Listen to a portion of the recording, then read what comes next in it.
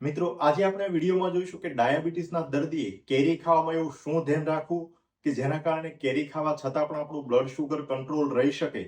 પરંતુ એના પહેલા આપણે જોઈએ કે કેરીની અંદર ન્યુટ્રિશનલ વેલ્યુ એટલે કે કેરીની અંદર કેવા પોષક તત્વો આવેલા હોય. તો કેરી છે એ માત્ર ડેલિશિયસ અને સ્વીટ ટેસ્ટ જ નથી ધરાવતી, પરંતુ એની અંદર અનેક એવા સારા સારા ન્યુટ્રિયન્ટ એટલે કે પોષક તત્વો પણ હોય છે. એની અંદર જોઈએ તો સૌથી પહેલું વિટામિનની અંદર કેરીની અંદર વિટામિન સી અને વિટામિન એ છે ભરપૂર માત્રામાં હોય. આ ઉપરાંત પણ અમુક vitamin B complex, vitamin E અને વિટામિન કે પણ સારી પ્રમાણમાં હોય છે. આ ઉપરાંત કેરીની અંદર પોટેશિયમ તથા કોપર જેવા મિનરલ્સ પણ આવેલા હોય. આના સિવાય કેરીની અંદર ખાસ કરીને એન્ટીઓક્સિડન્ટની અંદર મેંગીફેરિન નામનું એક એન્ટીઓક્સિડન્ટ આવેલું હોય, જે બોડીને ડિટોક્સિફાઈ રાખવા માટે તથા ઇન્સ્યુલિન સેન્સિટિવ વધારવા માટે ખૂબ જ મહત્વનું હોય.